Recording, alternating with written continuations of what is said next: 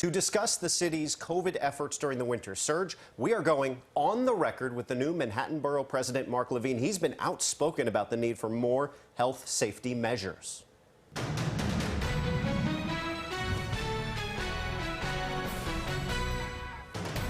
All right, Mr. Levine, thank you so much for joining us.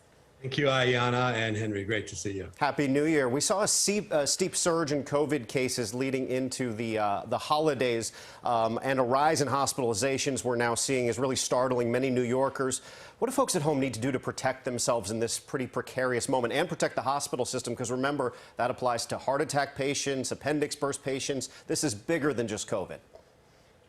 Yes, I think we're facing a real challenging month. In January, I remain incredibly optimistic about our ability to manage this pandemic to the point where it's not a crisis anymore. And that's really going to be my top priority in the early days as Manhattan Borough President, working very, very closely with our new mayor and city health leaders. I think all of us have to be concerned about what's happening in hospitals right now. While we haven't seen a surge that's comparable to the stunning rise in cases that has broken all-time records, we're seeing a lot of people come into the hospital in absolute numbers, to the point where now major hospitals are having to roll back elective procedures. So that's going to impact all of us. And all of us have a role in protecting the hospitals, first, by doing what we can to slow the spread. And secondly, you really should not go to an ER unless you have a medical emergency. Mr. Levine, let's jump into that a little bit, because I know that you're in favor of not lockdowns or restrictions, but just New Yorkers doing more and their leaders doing more. And new Mayor Eric Adams already seems hesitant to tell people to, work from home, or city employees to work from home. He's openly telling people go to big events. He walked down Broadway last week to say, hey, Broadway's open, big indoor gathering. Is that ill advice right now?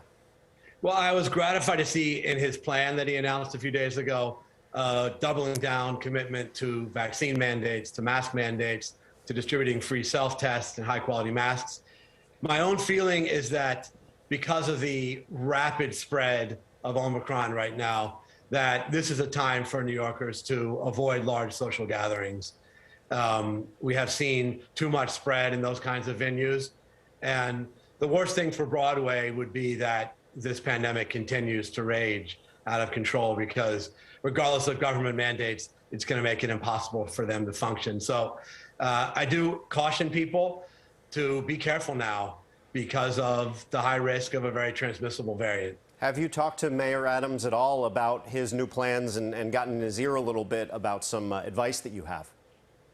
Well, we've talked a number of times in recent months, and my team and his team talk regularly. And they have again and again reiterated their commitment to science. And I know that the mayor has a deep passion for public health. So I'm optimistic that New York City will lead nationally in showing that we can manage this pandemic, we can get our economy back going, we can protect our hospitals, and no longer be in crisis as we've been for far too long. Borough President, we're expecting this winter to be pretty tough in terms of COVID. What action steps do you want to see happen in terms of restrictions and mandates? I do think it's time to say that to be fully vaccinated, you must have your booster shot, and that we should start now by implementing that mandate in sensitive settings like healthcare. I do think that schools need even greater testing that's already currently planned for. The gold standard would be a test weekly for all adults and students in the building. I think we need to surge vaccine capacity in school buildings, because we're very far behind on vaccinating children ages 5 to 11. There should be consistent and reliable vaccination capacity in the school buildings. And I think we continue to send a message to the public that this is a time for caution, and that those who can work from home should do that. In the Borough President's office, we are actually offering a full remote option, at least for the early weeks, because of the level of spread, and are going to be implementing a hybrid option for the weeks following that. I'd like to see that across the board in all city agencies for the safety of workers and to reflect the ways that work is changing now. Borough President, I want to talk a little bit more about schools. Students are set to return tomorrow. There was this test to stay policy that was established. Do you believe that was the right way to go? Yes, test to stay is working in other places around the country. It requires surging a huge number of home self-tests so that every family has them on hand and so they can use them even daily if a child has been exposed. It sounds like there are a few million tests coming from the state to help do this in the schools. That's welcome news. Schools really should be a hub for distributing self-tests, not just if a child is exposed, but for families in general, so that they don't have to stand in line for hours on end. It's really unacceptable. We're still requiring that so late in the pandemic. Mr. Levine, you start your new role as Manhattan Borough President this year. What are you looking forward to doing first beyond COVID?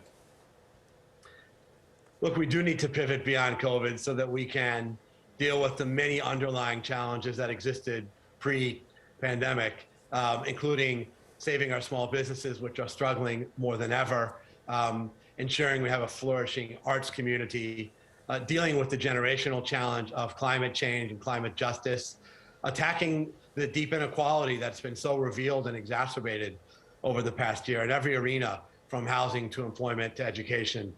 There's a lot that is on our to-do list in Manhattan, but I'm really confident that we're going to come back. We have again and again come back from terrorist attacks and natural disasters and other health crises, and we will again. And I'm so thrilled now to be getting down to work in my first week as Manhattan Borough President to fight for the COVID comeback for this borough and city. Borough President, one final question for you. What's your advice to those who are starting new in the City Council? What a great class of incoming council people. Certainly the most diverse and arguably the most dynamic in history. And my advice to them is focus on using your tools as a lawmaker to impact regular New Yorkers in real ways. It's not about the grandstanding, it's about touching lives. The City Council is, I think, one of the best jobs in America. I really cherish my 8 years, and I can't wait to partner with the new class of 51 members serving our city. Thank you, and our Mr. great Levine. new City Council Speaker, Adrian Adams. Yes, of course. Thank you so much, Mr. Borough President. It was great to have you with us.